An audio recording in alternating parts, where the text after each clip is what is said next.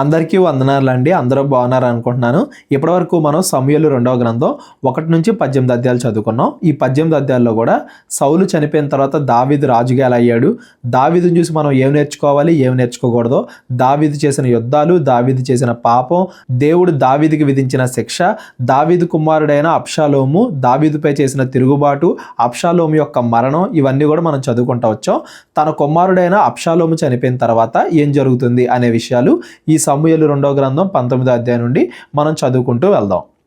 రాజు తన కుమారుని గూర్చి దుఃఖించుచు ఏడ్చుచున్నాడు అను సంగతి ఆ దినమున జనులందరూ విని యుద్ధమందు సిగ్గుతో పారిపోయిన జనుల వలె వారు నాడు దొంగ నడకలతో వచ్చి పట్టణములో ప్రవేశించిరి. యుద్ధం గెలిచాము అన్న ఆనందంతో కాకుండా ఏదో తప్పు చేసిన వాళ్ళలాగా వాళ్ళందరూ కూడా యెరూషలేమునకు తిరిగి వస్తున్నారు. యాక్చువల్గా అబ్షాలోం చనిపోయినప్పుడు దావీదు దగ్గర ఉన్న జనాలందరూ కూడా ఆనందపడ్డారు. వాళ్ళ యొక్క శ్రమ ముగిసిపోయింది అని, చెడ్డవాడైన అబ్షాలోం చనిపోయాడని వాళ్ళందరూ కూడా ఆనందపడ్డారు. కాకపోతే దావీదు ఎప్పుడైతే తన కుమారుడు చనిపోయాడని దుఃఖపడుతున్నాడో, ఒక పక్కన రాజు దుఃఖపడతా ఉంటే మేము యుద్ధం గెలిచాము అని చెప్పి ఆ సైనికులందరూ ఎలా ఉండగలరు చెప్పండి. కాబట్టి జనాలందరూ కూడా యుద్ధం గెలిచినా కానీ బాధతోనే తిరిగి వస్తున్నారు. నాటి విజయము జనులందరి దుఃఖమునకు కారణమాయను. ఎందుకు కారణమైంది?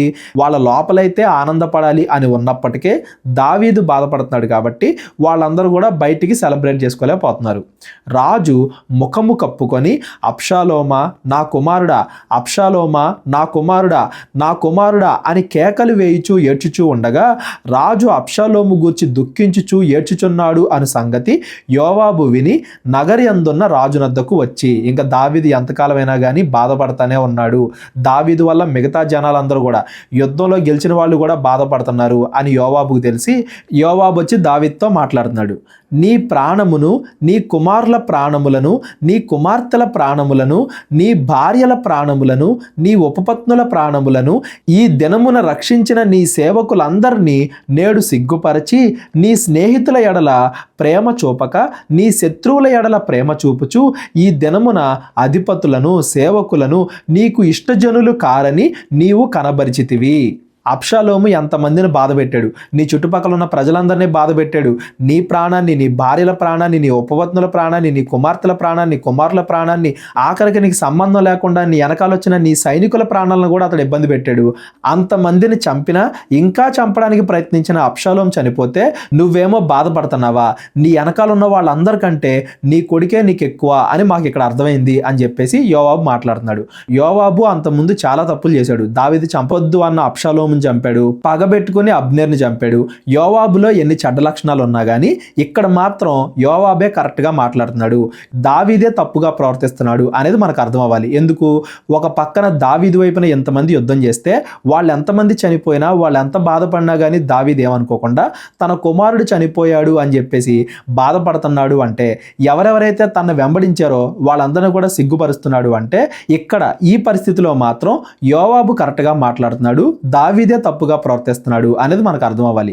నీ స్నేహితుల ఎడల ప్రేమ చూపక నీ శత్రువుల ఎడల ప్రేమ చూపుచు ఈ దినమున అధిపతులు సేవకులు నీకు ఇష్టజనులు కారని నీవు కనబరిచితివి. నీ ప్రవర్తన చూస్తే మాకు అలా అర్థమవుతుంది అని చెప్పేసి యోవాబు మాట్లాడుతున్నాడు.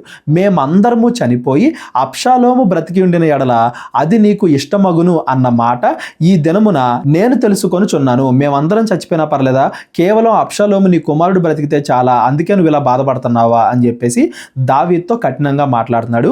అక్కడ జనాలందరికీ కూడా కనబడుతుంది అదే, ఎవరెవరైతే యుద్ధం చేశారో వాళ్ళందరూ కూడా ఆనందంతో కాకుండా బాధపడుతూ వస్తున్నారంటే దావీదు బాధపడుతున్నారని. యాక్చువల్గా అక్కడ ఏం జరుగుతుందో చెప్తున్నాడు. దావీదు కూడా తన బాధ నుండి బయటకు వచ్చి తన చుట్టుపక్కల ఉన్న వాళ్ళందరినీ కూడా చూసి మంచిగా ప్రవర్తించాలి అనేది యోవాబు యొక్క ఉద్దేశం. ఈ పరిస్థితిని చూసినప్పుడు మనకి ఏం అర్థం అవ్వాలంటే, ఒక వ్యక్తి 99 తప్పులు చేసి ఒకటి మాత్రమే మంచిగా చేసినా కానీ దాన్ని మనం మంచి అని పిలవాలి. ఒక వ్యక్తి 99 మంచి పనులు చేసి ఒకటి మాత్రమే చెడుగా చేసినా కానీ దాన్ని మనం చెడు అనే పిలవాలి. మిగతా 99 రైట్ కాబట్టి ఇది రైట్ అయిపోదు, మిగతా 99 తప్పు కాబట్టి తప్పు అయిపోదు అనేది మనం గమనించాలి. యోవాబు అంతకుముందు ఎన్ని తప్పులు చేసినా ఇక్కడ మాత్రం యోవాబు కరెక్ట్గా మాట్లాడుతున్నాడు.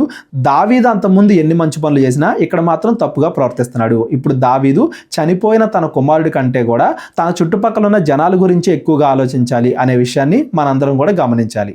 ఇప్పుడు లేచి బయటికి వచ్చి నీ సేవకులను ధైర్యపరచుము, నీ నీవు బయటికి రాకుండిన ఎడల ఈ రాత్రి ఒకడును నీ యొద్ద నిలవడని యెహోవా నామమును బట్టి ప్రమాణము చేసి చెప్పుచున్నాను. బయట పరిస్థితి ఎలా ఉందో నీకు అర్థం కావట్లేదు, నీ బాధను చూసి జనాలు ఏదో తప్పు చేశారేమో అన్న ఉద్దేశంతో వాళ్ళు నిన్ను కూడా విడిచి వెళ్ళిపోతున్నారు. మేము అబ్షాలోమును చంపడం తప్పే, అబ్షాలోముతో కలిసిపోవడం తప్పే, ఏదైనా తప్పే అన్నట్టుగా జనాలు కన్ఫ్యూజన్లో ఉన్నారు. నువ్వు బయటకు వచ్చి ఏదో చెప్పకపోతే, వాళ్ళకి ధైర్యాన్ని ఇవ్వకపోతే అందరూ కూడా నీ దగ్గర నుండి వెళ్ళిపోతారు, మళ్ళీ నువ్వు ఒక్కడివే అయిపోతావు, రాజుగా కూడా ఉండవు అని చెప్పేసి యోవాబు జరిగేది నిజంగా తెలియజేశాడు దావీదుకి. నీ బాల్యము నుండి నేటి వరకు నీకు ప్రాప్తించిన అపాయములన్నిటికంటే అది నీకు కష్టతరముగా ఉండునని రాజుతో మనవి చేయగా రాజు లేచి వచ్చి గుమ్మములో కూర్చుండెను. అందరూ కూడా నేను వదిలిపెట్టేసి వెళ్ళిపోయారు అంటే రాజ్యం ఏమైపోద్ది, నువ్వేమైపోతావు, ఒకసారి ఆలోచించు, అది నీకు కష్టతరంగా ఉంటుంది అని చెప్పి యోవాబు చెప్పేసరికి ఇంకా యోవాబు చెప్పిన మాటలన్నీ కూడా ఆలోచించి దావీదు కూడా కరెక్టే కదా అనుకుని ఇంకప్పుడు లేచి గుమ్మములో కూర్చుండాను. గుమ్మములో కూర్చుండానంటే ఇంక అందరినీ కూడా ధైర్యపరచడానికి దావీదు సిద్ధమయ్యాడు.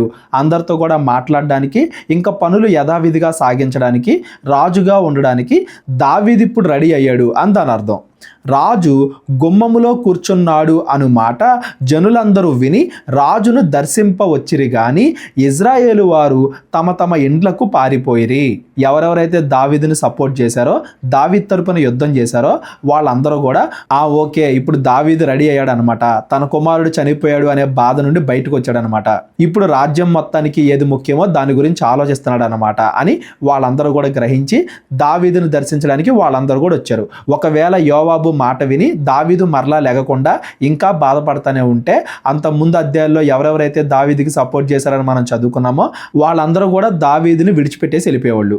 ఇజ్రాయేలు వారు తమ తమ ఇండ్లకు పారిపోయిరి. ఇక్కడ ఇజ్రాయేలు వారు అంటే దావీదు వైపు కాకుండా అబ్షాలోముకి సపోర్ట్ చేసిన వాళ్ళు.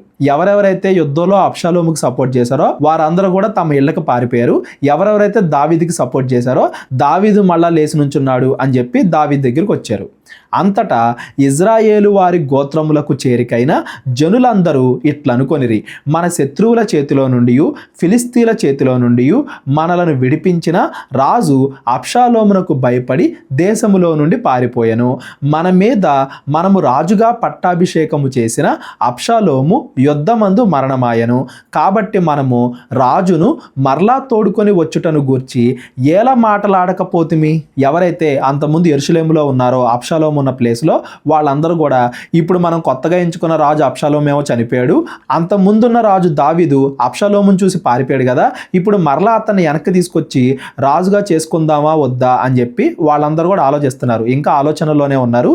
అందరూ కూడా వచ్చి రాజుగా దావీదునైతే తీసుకెళ్లేదు కానీ ఆలోచిస్తూ ఉన్నారు, ఏం చేయాలా, అబ్షాలోం చనిపోయాడు కదా, ఇప్పుడు మరలా దావీదుని పిలిస్తే ఒకవేళ అంతకుముందు మనం అబ్షాలోముకి సపోర్ట్ చేశాం కాబట్టి మనల్ని చంపేస్తాడా, లేదా మామూలుగానే రాజుగా ఉంటాడా, అసలు ఏం జరిగిద్ది, ఏం జరగదు, అందరూ కూడా కన్ఫ్యూజన్లో ఉన్నారు. ఎందుకు, అందరూ కూడా ఒకటే కుటుంబానికి సపోర్ట్ చేసిన వాళ్ళే కాబట్టి అందరూ కూడా కన్ఫ్యూజన్లో ఉన్నారు అని దాని అర్థం.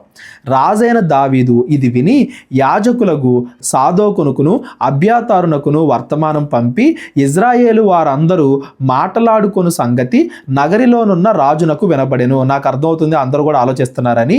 గనుక రాజును మరలా నగరికి తోడుకొని రాకుండా మీరెందుకు ఆలస్యము చేయుచున్నారు, అందరూ కలిసి నన్ను మరలా తీసుకెళ్ళటానికి మీరు ఎందుకని రావట్లేదు, మీ రాజు ఎలాగో అబ్షాలోం చనిపోయాడు కదా, మరలా నా వైపుకు మీరు అందరూ కూడా ఎందుకు తిరగట్లేదు, మీరు నా ఎముకనంటినట్టు మాంసమునంటినట్టు సహోదరులై ఉండగా రాజును తోడుకొని రాకుండా మీరెందుకు ఆలస్యము చేయుచున్నారని యోధా వారి పెద్దలతో చెప్పుమని ఆజ్ఞాపించాను. యోధా గోత్రం ఇజ్రాయేలీలో పెద్ద గోత్రం, ఆ యోధా గోత్రం వాళ్ళతో మాట్లాడమని దావీదు సాదోక్కి అబ్షాలోముకి చెప్తున్నాడు. ఏమని, అంతకుముందు మీరు అబ్షాలోముకి సపోర్ట్ చేశారు, అయిందేదో అయిపోయింది, ఇప్పుడు నేను మరలా మీ మీద కోపడట్లేదు, మీరు నేను అందరం కూడా మరలా ఇజ్రాయేలీలమే కదా, ఒకే గోత్రానికి చెందిన వాళ్ళమే కదా, జరిగిందేదో జరిగిపోయింది, నాకు మీ మీద కోపం ఏమీ లేదు, అందరూ కూడా కలిసిపోదాం అని చెప్పేసి దావీదు వర్తమానం పంపిస్తున్నాడు.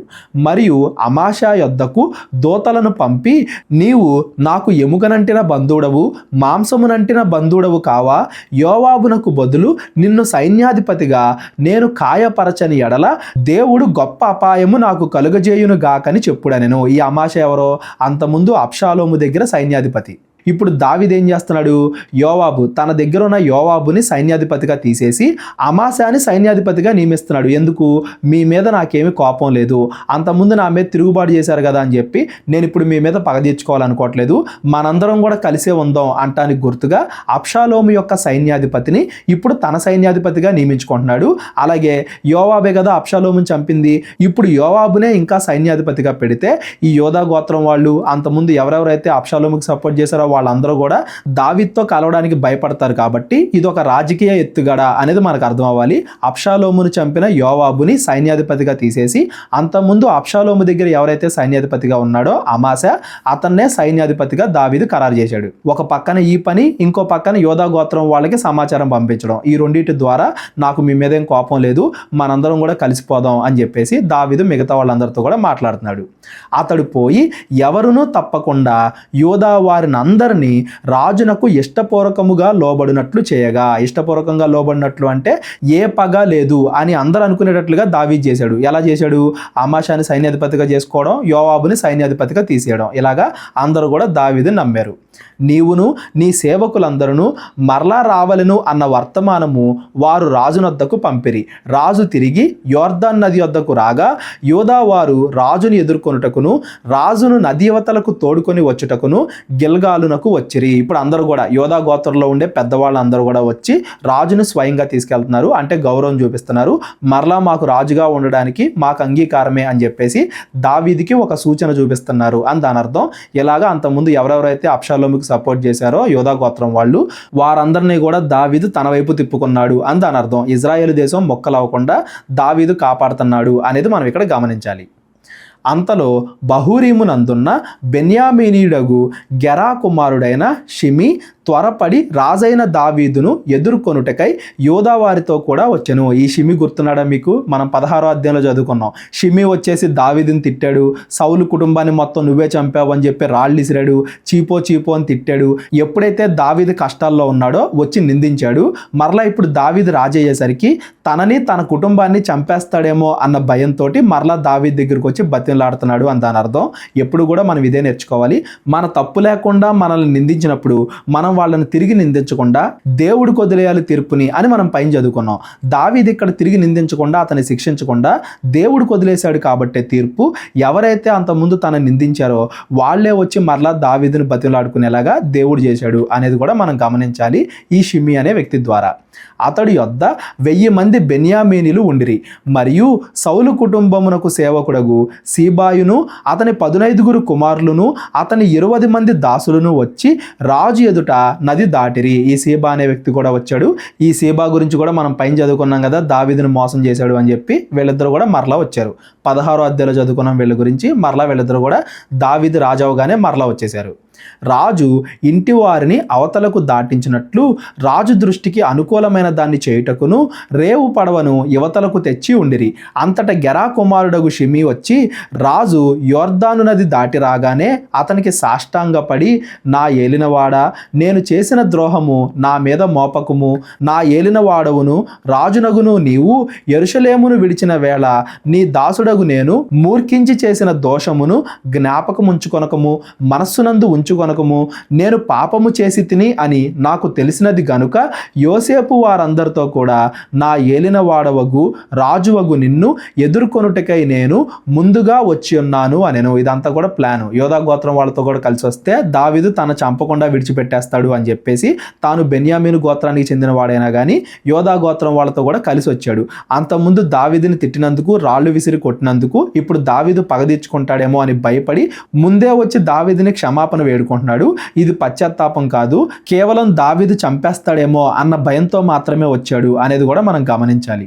అంతటా సెరూయా కుమారుడగు అభిషై యెహోవా అభిషేకించిన వానిని శపించిన ఈ షిమి మరణమునకు పాత్రుడు కాడా అని అడగ్గా, అంతకుముందు కూడా ఈ అభిషై అడిగాడు, నిందించేటప్పుడు కూడా చంపేనని. అంతకుముందు కూడా దావీదు వద్దన్నాడు. మరలా ఇప్పుడు అడిగినప్పుడు దావీదు, సెరూయా కుమారులారా, మీకును నాకును ఏమి పొందు? ఇట్టి సమయమున మీరు నాకు విరోధులగుదురా? ఇజ్రాయేలు వారిలో ఎవరైనా ఈ దినమున మరణశిక్ష నొందుదురా? ఇప్పుడు నేను ఇజ్రాయేలు వారి మీద రాజు రాజునైతిని అను సంగతి నాకు తెలిసే ఉన్నదని చెప్పి ప్రమాణము చేసి నీకు మరణశిక్ష విధింపను అని షిమీతో సెలవిచ్చెను. అంతకుముందు ఎవరైతే తనని నిందించారో వాళ్ళ మీద ఇప్పుడు దావీదు పగ తీర్చుకున్నాడు అనుకోండి, మిగతా వాళ్ళందరూ కూడా ఏమనుకుంటారు, ఆహా ఏదో ఒక రోజు మా మీద కూడా పగ తీర్చుకుంటాడు అని మిగతా వాళ్ళందరూ కూడా అనుకుంటారు. రాజ్యం అంతా కూడా ఒకటిగా ఉండాలి అని దావీదు కోరుకుంటున్నాడు కాబట్టి ఈ రోజు ఎవరో కూడా చనిపోకూడదు, అతన్ని చంపొద్దు అని చెప్పేసి నీకు మరణశిక్ష విధింపను అని చెప్పేసి ఆ షిమీని క్షమించాడు అనేది మనకు అర్థం అవ్వాలి. ఇప్పుడు దావీదు రాజుగా స్థిరపడిపోయాడు. మరలా వచ్చి ఆ తర్వాత ఏం జరుగుతుందో చూద్దాం. మరియు సౌలు కుమారుడగు మెఫీబోషెతు రాజును ఎదుర్కొనుటకు వచ్చెను. మెఫీబోషెతు కూడా వచ్చాడు. రాజు పారిపోయిన దినం మొదలుకొని అతడు సుఖముగా తిరిగి వచ్చిన నాటి వరకు అతడు కాళ్ళు కడుక్కొనకయు గడ్డము కత్తిరించుకొనకయు బట్టలు ఉతుక్కొనకయు ఉండెను. ఆ మెఫీబోషెతును చూసుకునే వాళ్ళు ఎవరో కూడా లేరు అని దాని అర్థం.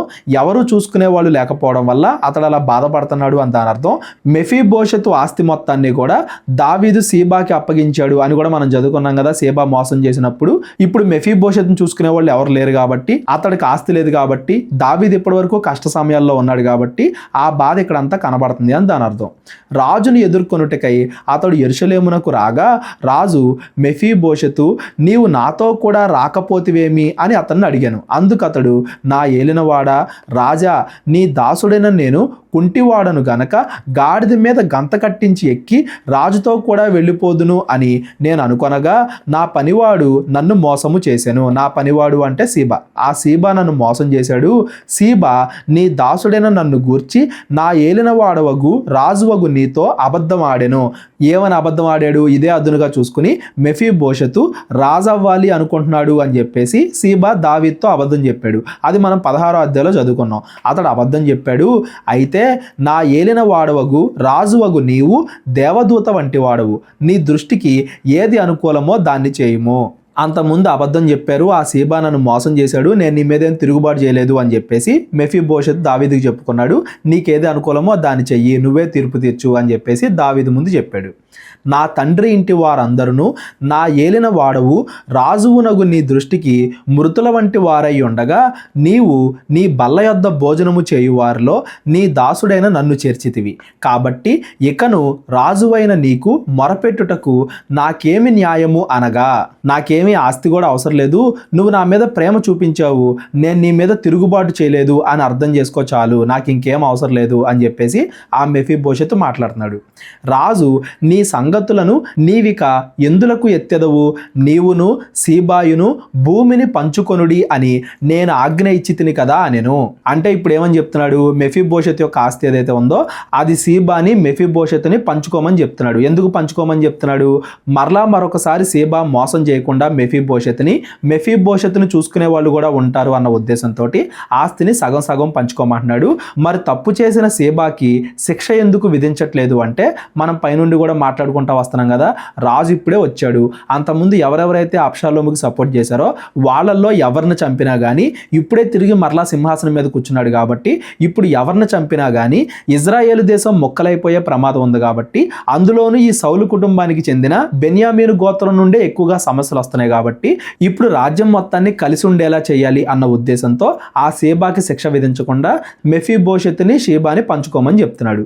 అందుకు మెఫీబోషెతు నా ఏలిన వాడవగు నీవు నీ నగరికి తిరిగి క్షేమముగా వచ్చి ఉన్నావు గనుక అతడు అంతయు తీసుకొనవచ్చును అనెను. నాకు ఆస్తి కూడా అవసరం లేదు, నువ్వు తిరిగి వచ్చావు చాలు, నీ బలలో నన్ను పాలివాడవుగా చేసావు చాలు, నాకు ఇంకేం అవసరం లేదు అని చెప్పేసి మెఫీబోషెతు దావీదు పైన కృతజ్ఞత చూపిస్తున్నాడు అని దాని అర్థం. మరి దావీదు శిక్ష విధింపకపోయినా కానీ ఆ సీబా చేసిన తప్పుని దేవుడు చూస్తాడు, దేవుడు శిక్ష విధిస్తాడు, దేవుడు అందరికీ కూడా తీర్పు తీరుస్తాడు అనేది మీరు గుర్తుపెట్టుకోండి. అది బైబిల్లో రాసినా రాయబడకపోయినా ఎక్కడైనా కానీ బైబిల్లో ఎవరి గురించి అయినా కానీ దేవుడు ప్రతిదీ చూస్తాడు, ప్రతి ఒక్కళ్ళకి కూడా తీర్పు తీరుస్తాడు. మనం కొన్ని మాత్రమే చదువుకుంటున్నాం అనేది మీరు గమనించండి. అసలు బైబిల్లో దేవుడు చేసిన కార్యాలన్నీ కూడా రాయాలి అనుకుంటే బైబిల్ సరిపోదు, ఆకాశం అంత పుస్తకాలైనా కానీ సరిపోదని మనం ఎప్పుడు చదువుకుంటూ ఉంటాం కదా. కొన్ని మాత్రమే రాయబడ్డాయి అన్నంత మాత్రాన తప్పు చేసిన వాళ్ళని దేవుడు వదిలేస్తున్నాడని కాదు, వాళ్ళకు కూడా దేవుడు తీర్పు తీరుస్తాడు అనే విషయాన్ని మీరు అందరూ కూడా గుర్తుపెట్టుకోండి. మరియు గిలాదీయుడగు బర్జిల్లయి రోగెలీము నుండి యోర్దాను అద్దరికి వచ్చి రాజుతో కూడా నది దాటెను. అంతకుముందు ఈ బర్జిల్లయి అనే వ్యక్తి దావీదుకి సహాయం చేశాడు దావీదు పారిపోతున్నప్పుడు. బర్జిల్లయి 80 సంవత్సరముల వయస్సు కలిగి బహు ముసలివాడై ఉండెను. అతడు అధిక ఐశ్వర్యవంతుడు గనుక రాజు మహనయీములో నుండగా అతనికి భోజన పదార్థములను పంపించుచూ వచ్చాను. అంతకుముందు దావీదు పారిపోతున్నప్పుడు దావీదుకి దావీదు సైన్యానికి ఆహారాన్ని అందించి ఆ బర్జిల్లయి సహాయం చేశాడు. అతడు కూడా ఇప్పుడు దావీదు దగ్గరకు వచ్చాడు. యెరూషలేములో నా యొద్ద నిన్ను నిలిపి పోషించదను, నీవు నాతో కూడా నది దాటవలెను అని రాజు బర్జిల్లయితో సెలవీయగా, బర్జిల్లయి రాజువగు నీతో కూడా యెరూషలేమునకు వచ్చుటకు ఇక నేను ఎన్ని దినాలు బ్రతకకపోవుదును, నేటికి నాకు 80 ఏండ్లాయను. సుఖదుఖములకున్న భేదమును నేను గుర్తింపగలనా? అన్నపానముల రుచి నీ దాసుడైన నేను తెలుసుకొనగలనా? గాయకుల యొక్కయు గాయకురాండ్ర యొక్కయు స్వరము నాకు వినబడునా? కావున నీ దాసుడునగు నేను నా ఏలిన వాడవగు రాజునకు నీకు ఎందుకు భారముగా ఉండవలెను? నేను ఆల్రెడీ ముసలోని అయిపోయాను కదా, ఇంకా నన్నేం ఆశీర్వదిస్తావు? నేను అంతకుముందు ఏదో ఆశించి చేయలేదు, నీ మీద ప్రేమతో చేశాను, ఇప్పుడు నాకేం అవసరం లేదు అని చెప్పేసి ఆ బర్జిల్లయి మాట్లాడుతున్నాడు. నీ దాసుడైన నేను నీతో కూడా నది దాటి అవతలకు కొంచెము దూరము వచ్చేదను గాని రాజువగు నీవు నాకంత ప్రత్యుపకారము చేయనేలా? నేను నా ఊరియందుండి మరణమై నా తల్లిదండ్రుల సమాధి యందు పాతిపెట్టుటకై అచ్చటికి తిరిగిపోవునట్లు నాకు సెలవిమ్ము, చిత్తగించుము. నీ దాసుడగు కింహాము నా ఏలిన వాడవు రాజువగు నీతో కూడా వచ్చుటకు సెలవిమ్ము. నేను ముసలివాడిని, నేను మరల తిరిగి వెళ్ళిపోతాను, నాకు నువ్వు ప్రత్యుపకారంగా చేయాల్సింది ఏమీ లేదు, కాకపోతే ఈ కింహాము అనే వ్యక్తిని నీ దగ్గర చేర్చుకో అని చెప్తున్నాడు. తన కుమారుడైనా అయి ఉండొచ్చు, తనకి దగ్గర వాడైనా అయి ఉండొచ్చు, నాకు నువ్వు చేయాల్సింది ఏమీ లేదులే కానీ అతన్ని జాగ్రత్తగా చూసుకో అని చెప్పేసి అతన్ని దావీదుతో కూడా పంపిస్తున్నాడు. నీ దృష్టికి ఏది అనుకూలమో దాన్ని అతనికి చేయమని మనవి చేయగా, రాజు కింహాము నాతో కూడా రావచ్చును, నీ దృష్టికి అనుకూలమైన దాన్ని నేను అతనికి చేసేదను, మరియు నా వలన నీవు కోరునదంతయు నేను చేసేదనని సెలవిచ్చెను. జనులందరూ రాజును నది అవతలకు రాగా రాజు బర్జిల్లయిని ముద్దు పెట్టుకొని దీవించెను. తరువాత బర్జిల్లయి తన స్థలమునకు వెళ్ళిపోయాను. ఎవరైతే అంతకుముందు సహాయం చేశారో వాళ్ళు ఇప్పుడు తిరిగి ప్రత్యుపకారాన్ని పొందుకుంటున్నారు. ఎవరైతే అంతకుముందు దావీదుని నిందించారో వాళ్ళేమో ఇప్పుడు క్షమాపణ పొందుకుంటున్నారు. ఎవరైతే అంతకుముందు దావీదును మోసం చేశారో వారేమో ఇప్పుడు సమాధానాన్ని కోరుకుంటున్నారు. మనం ఏమైతే 15, 16, 17, 18 ఆ 4 అధ్యాయాల్లో చదువుకున్నామో అక్కడ ఉన్న వాళ్ళందరికీ కూడా ఈ అధ్యాయంలో కంక్లూజన్ వస్తుంది, అందరి గురించి కూడా మరలా చెప్పబడుతుంది అనేది మనకు అర్థం అవ్వాలి. యూదా వారందరూ ఇజ్రాయేలు వారిలో సగం మందియు రాజును తోడుకొని రాగా రాజు కింహామును వెంటబెట్టుకొని గిల్గాలునకు వచ్చెను. రాజు అవడానికి వచ్చాడు దావీదు. ఇట్లుండగా ఇజ్రాయేలు వారందరూ రాజునొద్దకు వచ్చి, మా సహోదరులకు యూదా వారు ఎందుకు నిన్ను దొంగలించుకొని నీ ఇంటి వారిని నీ వారిని యోర్దాను యువతలకు తోడుకొని వచ్చిరి అని అడగ్గా, యూదా వారందరూ రాజు మీకు సమీప బంధువై ఉన్నాడు కదా, మీకు కోపం ఎందుకు? అలా గుండినను మాలో ఎవరైనను రాజు సొమ్ము ఏమైనను తింటిమా, మాకు ఈనాము ఏమైనా ఇచ్చెనా అని ఇజ్రాయేలు వారితో అనిరి. ఇప్పుడు మరలా వచ్చిన కొత్త సమస్య ఏంటంటే, ఇజ్రాయేలీల్లో యోధా గోత్రం వాళ్ళు మాత్రమే ఎందుకు వెళ్ళారు దావీదుని మరలా తిరిగి తీసుకొస్తానికి? మిగతా గోత్రాల వాళ్ళు కూడా అందరూ కలిసి వెళ్తే బాగుండేది కదా, ఎందుకు యోధా వాళ్ళు మాత్రమే వెళ్ళారు అని చెప్పేసి వచ్చి యోధా గోత్రంతో గొడవ పెట్టుకుంటున్నారు. యాక్చువల్గా చాలా లేట్ అయింది, అప్పటికే వీళ్ళు ఎవరో కూడా రావట్లేదని దావీదే తిరిగి సమాచారం పంపించాడు అని కూడా మనం చదువుకున్నాం. అయితే యోధా వాళ్ళు వెళ్ళేటప్పుడు తమ గోత్రానికే చెందినవాడు కదా దావీదు అన్నట్టుగా వాళ్ళందరూ వెళ్ళి దావీదుని తీసుకొచ్చేస్తున్నారు. మీరే ముందు ఉండొచ్చు కదా అని చెప్పేసి వాళ్ళు అన్నారు. అందుకు ఇజ్రాయేలు వారు, రాజులో మాకు 10 భాగములు ఉన్నవి, మీకంటే మేము దావీదునందు అధిక స్వాతంత్రము గలవారము, రాజును తోడుకొని వచ్చుటను గురించి మీతో ముందుగా మాట్లాడిన వారము మేమే కదా, మీరు మమ్మను నిర్లక్ష్యము చేసితిరేమి అని యూదావారితో పలికిరి. యూదావారి మాటలు ఇజ్రాయేలు వారి మాటల కంటే కఠినముగా ఉండెను. ఇక్కడ నుండి ఈ పేరా నుండి మీరు గుర్తుపెట్టుకోండి, ఇజ్రాయేలీల్లో అంతర్యుద్ధం స్టార్ట్ అవడానికి ఇదొక విత్తనంలాగా పనిచేస్తుంది అనేది మీరు గుర్తుపెట్టుకోండి. ఇజ్రాయేలీలు తర్వాత కాలంలో యూదులు ఇజ్రాయేలీలు అన్నట్టుగా విడిపోతారు. అది దావీదు యొక్క మనవళ్ళ కాలంలో జరిగింది, ఆ తర్వాత మనం చదువుకుందాం. అయితే వాటికి బీజాలు ఇక్కడే పడుతున్నాయి. ప్రస్తుతానికి ఇజ్రాయేల్లో 12 గోత్రాలు కలిసి ఉన్నప్పటికీ 10 గోత్రాల వారికి యోధా వారికి పడట్లేదు. యోధా బెన్యామీన్ ఏమో ఒక రకంగా, మిగతా 10 గోత్రాలేమో ఒక రకంగా, వాళ్ళ మధ్య పరిష్కారం కాని మనస్పర్ధలు ఉన్నాయి అనేది మీరు గుర్తుపెట్టుకోండి.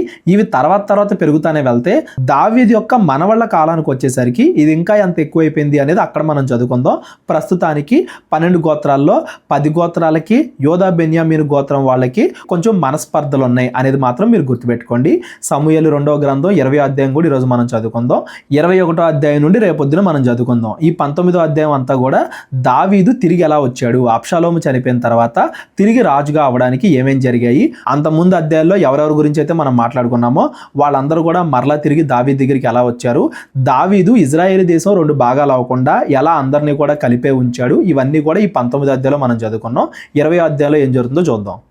బెన్యామీనీయుడగు బిక్రీ కుమారుడైన షబయను పనికిమాలిన వాడొకడు అచ్చట ఉండెను. దేవుడే పనికిమాలిన వాడు అంటున్నాడు అంటే ఇతడు చెడ్డవాడు అనేది మనకు అర్థం అవ్వాలి.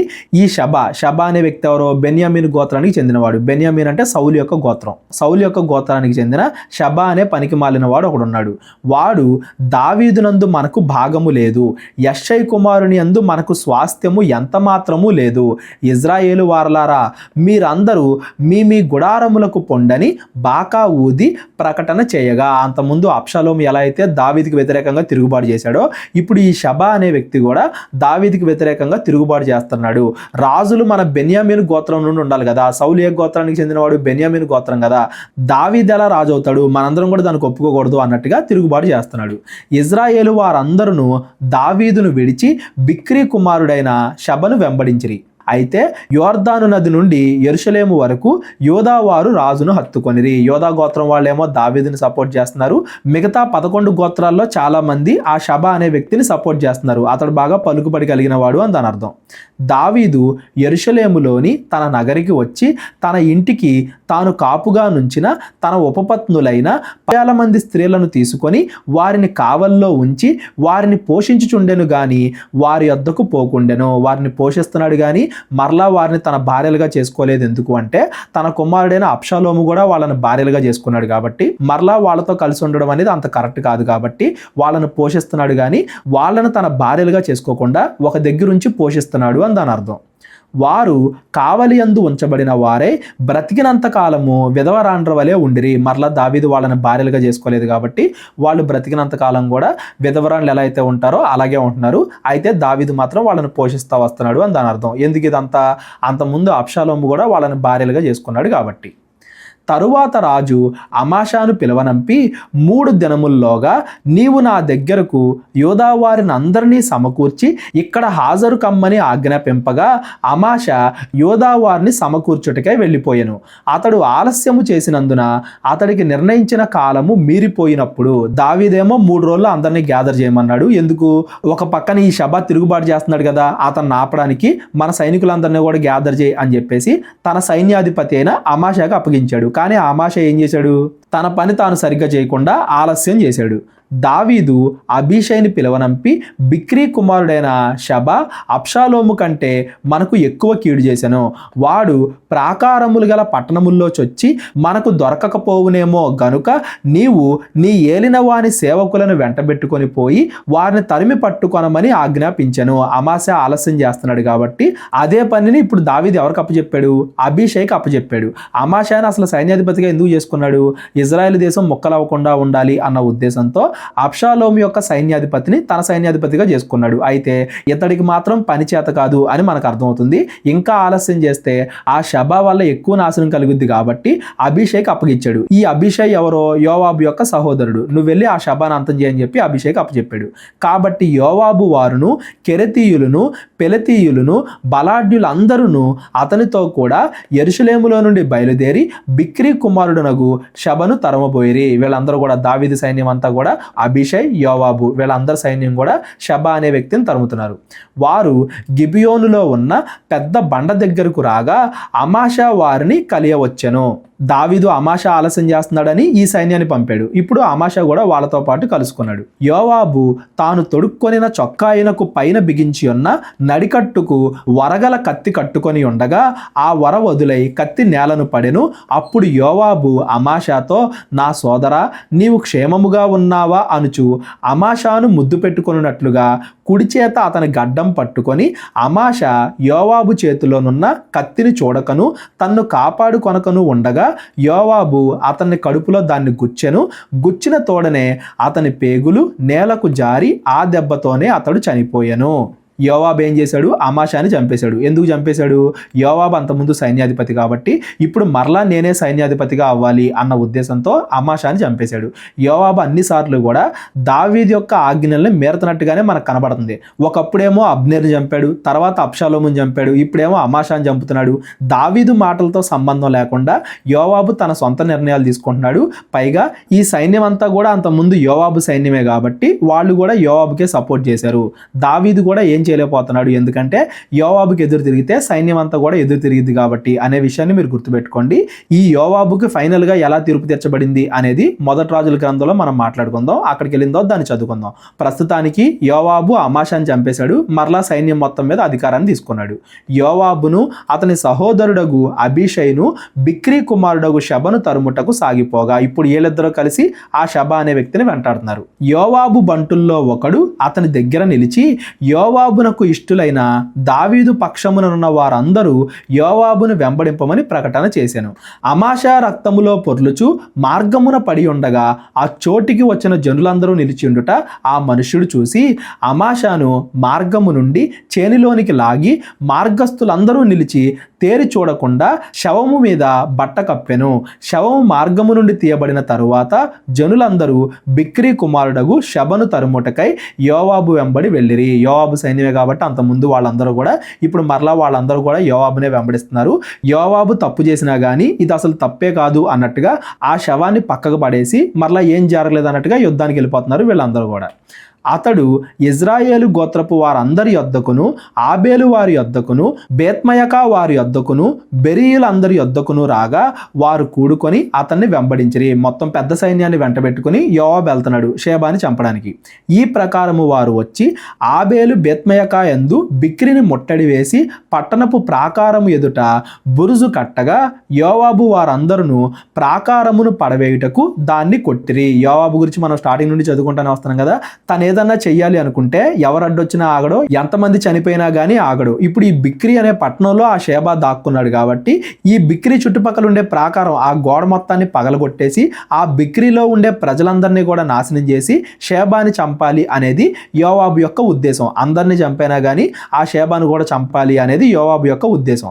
అప్పుడు యుక్తిగల ఒక స్త్రీ ప్రాకారము ఎక్కి, యుక్తిగల ఒక స్త్రీ అన్న చూడండి, చెడ్డవాడైన యోవాబు నుండి ఒక పట్టణాన్ని రక్షించడానికి దేవుడు ఒక స్త్రీని వాడుకుంటున్నాడు అని దాని అర్థం. ప్రాకారము ఎక్కి ఓహో ఆలకించుడి నేను అతనితో మాట్లాడినట్లు యోవాబుని ఇక్కడికి రమ్మని చెప్పుడని కేకలు వేయగా యోవాబు ఆమె యొద్దకు వచ్చెను. ఆమె ఆ గోడ ఎక్కి అడుగుతుంది. అంతటా ఆమె యోవాబునవు నీవేనా అని అతన్ని అడగ్గా అతడు నేనే అనెను.